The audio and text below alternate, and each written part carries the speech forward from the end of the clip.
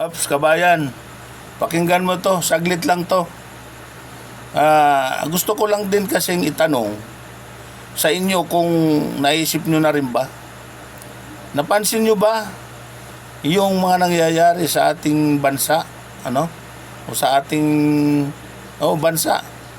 Kasi ang bansa natin ngayon ay talagang humaharap ng napakalaking problema o mga sakuna na dumarating.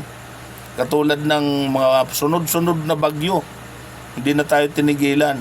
Napansin nyo ba na simula nung pumutok, yung flood control scam na yan, no?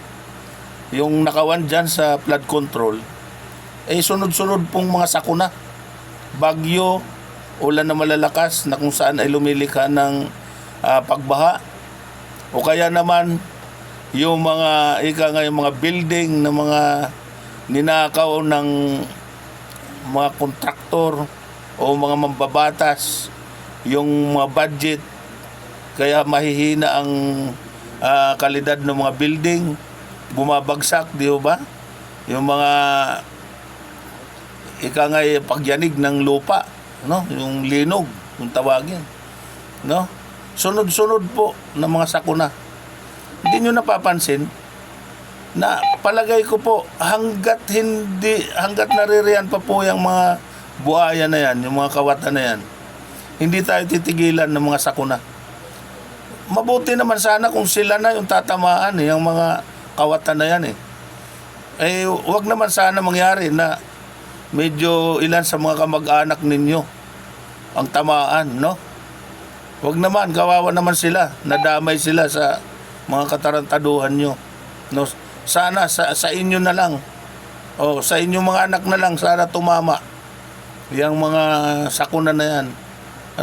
Pag nakita nyo siguro yung anak ninyo na nalulunod na sa baha dyan, baka maisip nyo na dapat nga sigurong ibalik na ninyo yung o sumuko na kayo, patunayan na lang ninyo at pagdusaan nyo na lang yung mga ginawa nyong pagnanakaw. Kasi napakarami pong mga mga agrabyado dyan Kasi yung mga pinagnanakaw ninyo, pera namin lahat yan, pera namin. Lalo na kami mga mahihirap, ramdam namin yan yung mga nakakalta sa amin, no? Kaya sana yung mga pahiwatig po ng ating Panginoon, sana sa inyo na lamang po, kayo na lang ang parusahan. Total kayo naman yung mga nakinabang Halimbawa, yung ninakaw nyong pera, binili nyo ng building at tama-tama kayo ay mga tulog na doon sa building na binili nyo, sana bumagsak yung building para wala nang matira sa lahi nyo dahil mga kawatan kayo. Mintras kasi naririyan pa yung mga lahi nyo na yan, tuloy-tuloy pa rin ang kahirapan ng mga Pilipino.